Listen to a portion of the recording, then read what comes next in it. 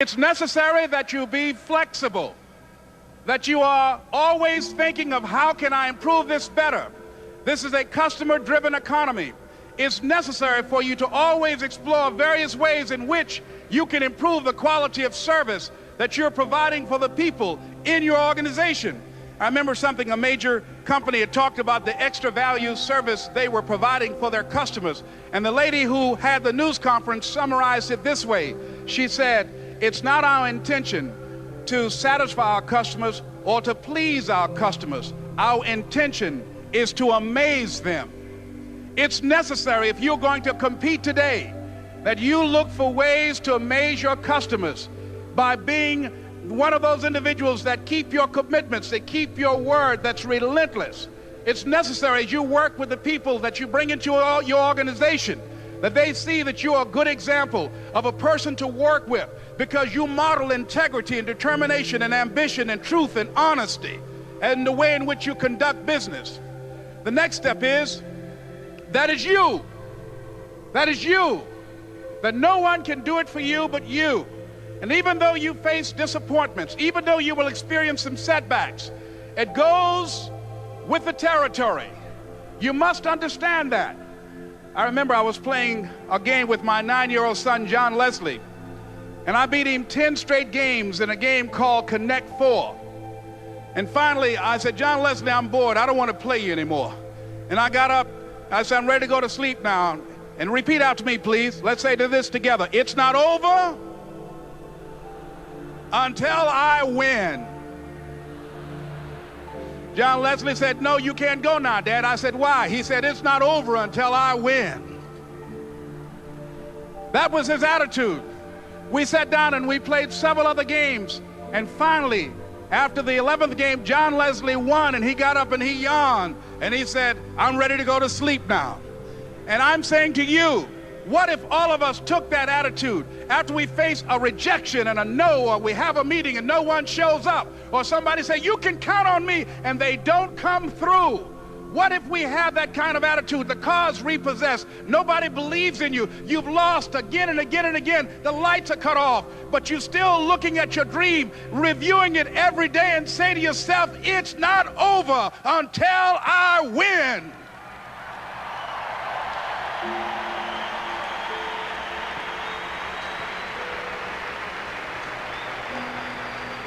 Life will yield to you. Now here's the next step. Repeat after me, please. It's possible. I can live my dream.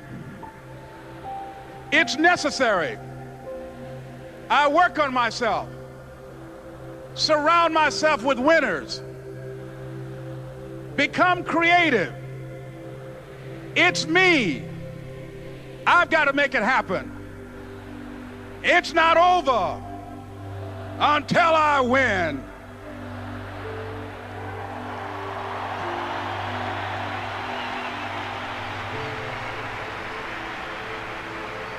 The next thing that's important to know, yes, it's possible that you can choose your future and direct the course of your life as you run toward your dream. It's necessary that you have goals, that you write those goals down, that you plan, that you think constantly of how you can begin to improve what it is that you're doing. If it's your presentations, if it's your recruiting skills, whatever that is, it's also necessary that you look for ways to always find a way to pull it out when everybody else thinks that you are defeated. That you've got to take personal responsibility to know that in order to become successful, you've got to make it your personal business to do it. But the next thing, ladies and gentlemen, I want to share with you that some of you already know that it's hard. It's not easy. It's hard changing your life.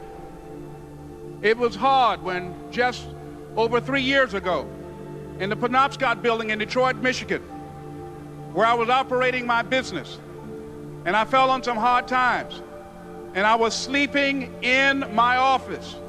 It was hard coming into the lobby, and the security said, "Excuse me, Mr. Brown, can we see you for a moment?" And I said, "Yes." And I walked up to the counter, and he gave me an envelope. And he said, "Would you mind reading it here?" And I opened the envelope, and the envelope was from management that said, "This is an office tower. It's not a hotel. please do not sleep in your office. And I said, excuse me, sir. I said, I just work long hours in creating my business. I'm an entrepreneur. And right now, things are bad for me. But they're not going to be this way always. And I just asked for the opportunity to continue to operate like I'm doing. I'm not trying to make this my home. And it was hard coming through the lobby. And sometimes they would laugh. There's a guy talking about becoming successful. And look at him. He's bathing in the bathroom upstairs on the 21st floor. He sleeps on the floor. Him and two other dreamers up there. Look at him. It was hard, ladies and gentlemen, coming to speak to people. And I was facing financial difficulties in my own life. I was behind on my bills and my dreams, and I'm saying to them, you can live your dream. It was hard, ladies and gentlemen. It was very difficult to pick myself up each day believing that I could do it. There were times that I doubted myself. I said, God, why is this happening to me? I'm just trying to take care of my children and my mother. I'm not trying to steal or rob from anybody. Why did this have to happen to me? It was very hard. And here's what I want to say to you. For those of you that have experienced some hardships, don't give up on your dream. No one could have convinced me by holding on, by continuing to push forward, by continuing to run toward my dream, that one day I would have my own talk show. It's a long shot, ladies and gentlemen, from Liberty City, an abandoned building on a floor, never knowing my mother or father. It's a long shot. Being here with you today in this dome in Atlanta, it's a long shot. No college training, labeled educable, mentally retarded, but I kept running toward my dream.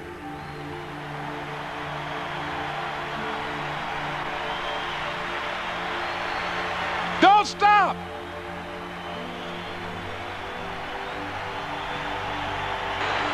Don't stop running toward your dream.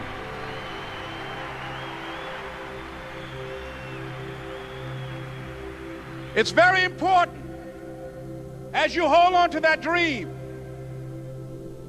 There are moments when you're going to doubt yourself.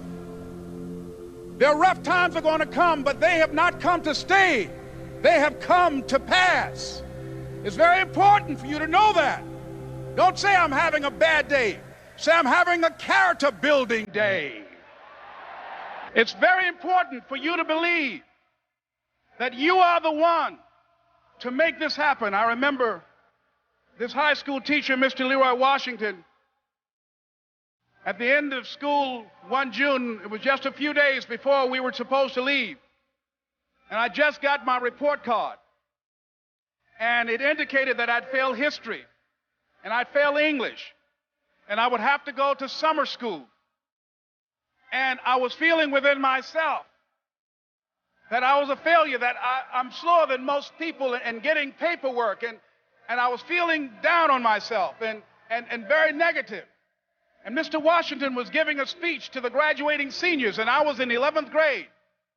And even though I wasn't supposed to be in there, I went in there because the speech he was giving, that speech was for me. And as he talked, my heart began to beat fast. Tears began to run down my eyes, and I was in the back just listening to him because he said, as graduating seniors of Booker T. Washington High School, I want you to know that you're blessed and highly favored, and that as you go toward the future, begin to know that you have greatness within you. And if just one of you here begin to envision yourselves as being blessed and highly favored to reach your goals, if just one of you capture the essence of what that means, that you have greatness within you and a responsibility to manifest that greatness, that you can make your parents proud, you can make your school proud, you can touch millions of people's lives, and the world will never be the same again because you came this way. And as he left the auditorium, I ran down the steps and I caught him in the parking lot. I said, Mr. Washington? He said, yes. I said, do you remember me, sir? He said, no. I said, my name is Leslie Brown. My mother, she works in the cafeteria here. I'm one of the twins. I said, Mr. Washington, but you know, I got these big dreams. You know, I like talking to people. I love people.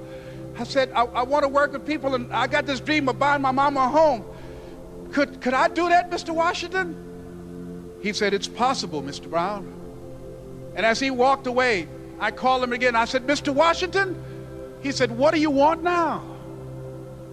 I said, I'm